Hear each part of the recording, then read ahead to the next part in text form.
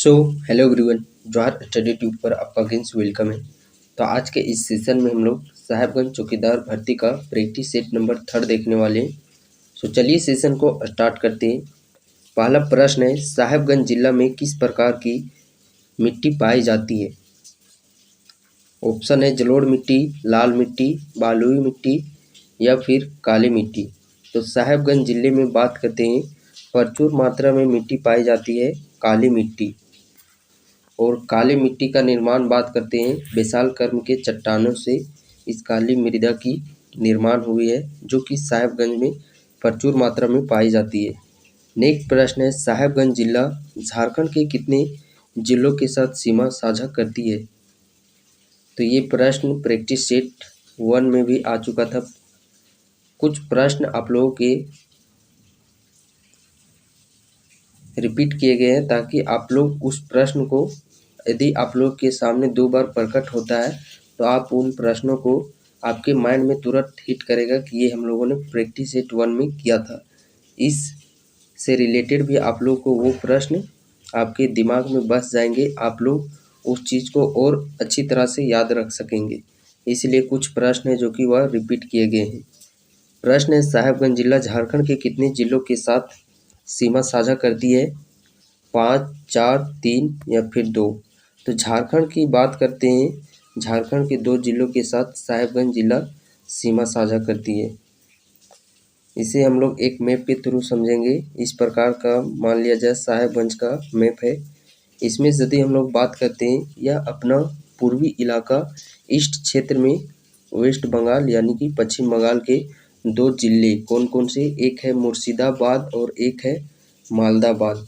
मुर्शिदाबाद और मालदाबाद जो कि पश्चिम बंगाल के 2 जिले हैं, यह साहेबगंज के पूर्वी क्षेत्र से यह सीमा बनाती है। पश्चिमी क्षेत्र में बात करते हैं तो पश्चिमी क्षेत्र में झारखंड का जिला है गोड्डा से सीमा साझा करती है। उत्तर में बात करते हैं, बिहार राज्य के भागलपुर और कटिहार, ये 2 जिलों के साथ अपना पूर्वी सीमा साझा करती है। और अपना पश्चिमी सीमा बात करते हैं, झारखंड का एक जिला है पाकुड़ जिला। तो इस प्रकार झारखंड के 2 जिले हो गए गोड्डा और पाकुड़, और 2 राज्य हो गए, एक बिहार राज्य और एक पश्चिम बंगाल राज्य। बिहार का जिला भागलपुर कटिहार और पश्चिम बंगाल के जिला है मुर्शिदाबाद और मालदा। तो इस प्रकार ये अपनी सीमा को साझा करती है। नेक्स्ट प्रश्न है, हूल दिवस किस तिथि को मनाया जाता है। हूल दिवस की बात करते हैं, ये 30 जून को मनाया जाता है। नेक्स्ट प्रश्न है, साहेबगंज जिले का जनसंख्या घनत्व कितना है। तो साहेबगंज जिले का जनसंख्या घनत्व की बात करते हैं तो वह कितना है, 558। ऑप्शन नंबर डी इस प्रश्न का सही आंसर हो जाएगा। अदर ऑप्शन की बात करते हैं तो साहेबगंज का लिंग अनुपात है 952 और साहेबगंज का शिशु लिंग अनुपात है 960। लिंग अनुपात है 952, शिशु लिंग अनुपात है 960। यहाँ की जनसंख्या, कुल जनसंख्या कितनी है, 11,50,567। 11,50,567। साहेबगंज जिले का क्षेत्रफल की बात करते हैं तो इसका क्षेत्रफल है 2063। कितना, 2063 यानी कि 2063 वर्ग किलोमीटर यहाँ का क्षेत्रफल है। समुद्र तल से इसकी ऊंचाई बात करते हैं तो 122 फीट। फीट में बात करते हैं तो 122 फीट, वही मीटर में बात करते हैं तो 37.185 यहाँ मीटर इसकी समुद्र तल से ऊंचाई है। और क्षेत्रफल कितना है, 2063। मुख्यालय साहेबगंज में किस प्रमंडल के अंतर्गत आता है, संथाल परगना प्रमंडल के अंतर्गत। और संथाल परगना प्रमंडल के अंतर्गत झारखंड के कुल 6 जिले आते हैं। नेक्स्ट प्रश्न है, साहेबगंज में विधानसभा क्षेत्र की संख्या कितनी है। तो विधानसभा क्षेत्र की संख्या बात करते हैं साहेबगंज के अंतर्गत, तो विधानसभा क्षेत्र कितने हैं, विधानसभा क्षेत्रों की संख्या है 3। विधानसभा क्षेत्रों की संख्या कितनी है, 3 है। और वह कौन कौन से विधानसभा क्षेत्र है, एक है राजमहल, एक है बोरियो और एक है बरहेट। कौन कौन से, राजमहल, बोरियो, बरहेट। तो ये 3 विधानसभा क्षेत्र है। अदर ऑप्शन की बात करते हैं तो 2 यदि हम लोग बात करते हैं तो साहेबगंज के अंतर्गत 2 अनुमंडल है और 3 3 क्या चीज़ है? तो 3 यहाँ पे यदि हम लोग बात करते हैं तो 3 है विधानसभा क्षेत्र। और 9 क्या चीज़ है? कुल प्रखंडों की संख्या साहेबगंज के अंतर्गत कितने प्रखंड है? 9 प्रखंड है। और 81 हम लोग बात करते तो ये झारखंड में विधानसभा की कुल संख्या 81 है। तो झारखंड में यदि हम लोग बात करते हैं राज्यसभा, लोकसभा और विधानसभा, तो विधानसभा की कुल संख्या कितनी है? 81। साहेबगंज में विधानसभा की संख्या कितनी है? 3 है, राजमहल, बोरियो, बरहेट। नेक्स्ट प्रश्न है साहेबगंज जिला का वन क्षेत्रफल कितना है? वन क्षेत्रफल साहेबगंज का कितना है? 573.95 किलोमीटर स्क्वायर, 2063 किलोमीटर स्क्वायर, या फिर 23,721 किलोमीटर स्क्वायर, या फिर ऑप्शन डी नन। तो साहेबगंज जिला का वन क्षेत्रफल बात करते हैं 2021 के रिपोर्ट के मुताबिक हुआ है 573.95 किलोमीटर स्क्वायर। और अदर ऑप्शन 2063 है, तो ये संपूर्ण साहेबगंज का भूभाग का क्षेत्रफल है 2063। और 23,721 किलोमीटर स्क्वायर, तो ये संपूर्ण झारखंड का वन क्षेत्रफल है 23,721 किलोमीटर स्क्वायर 2021 के रिपोर्ट के मुताबिक। नेक्स्ट प्रश्न है राष्ट्रीय राजमार्ग जो कि साहेबगंज से होकर गुजरती है, ये कौन कौन से राष्ट्रीय राजमार्ग हैं? तो 18 और 133 बी यानी कि बोथ, ये दोनों राष्ट्रीय राजमार्ग जो कि साहेबगंज जिले से होकर के गुजरती है। और कौन सी नदी जो कि झारखंड के एकमात्र जिला साहेबगंज से होकर के गुजरती है, वह नदी है गंगा नदी।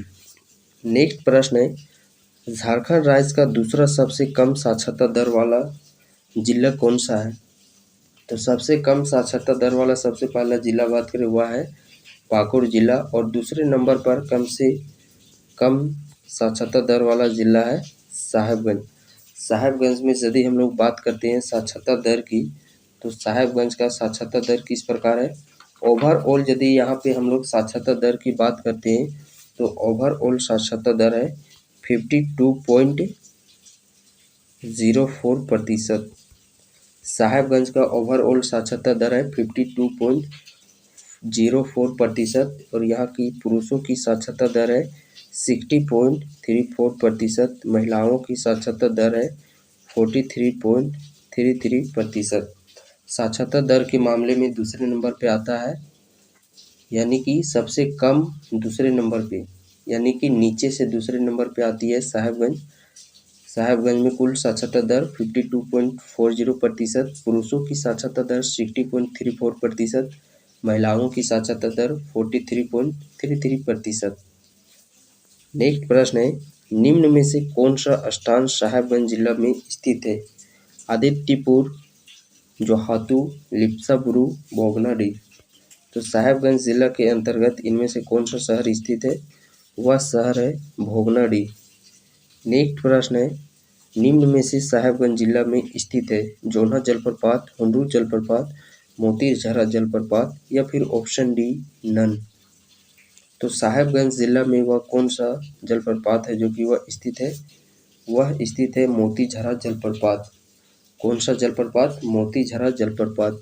और यह किस नदी पर है? तो ये अजय नदी पर है। अजय नदी जिसका उद्गम मुंगेर बिहार से होता है और इसकी सहायक नदी है पत्थरों एवं जयंती।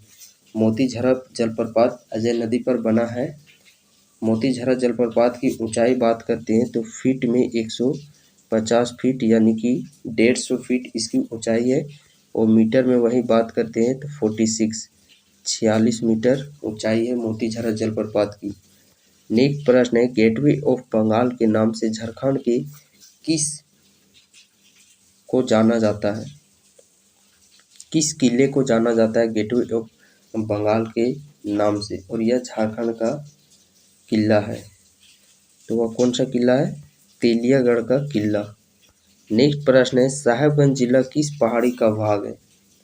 तो साहेबगंज जिला किस पहाड़ी का भाग है? दुधवा पहाड़ी, त्रिकुट पहाड़ी, पारसनाथ पहाड़ी, राजमहल पहाड़ी। साहेबगंज जिला की बात करते हैं तो ये राजमहल पहाड़ी का इलाका है। कौन से पहाड़ी का? राजमहल पहाड़ी का यह इलाका है।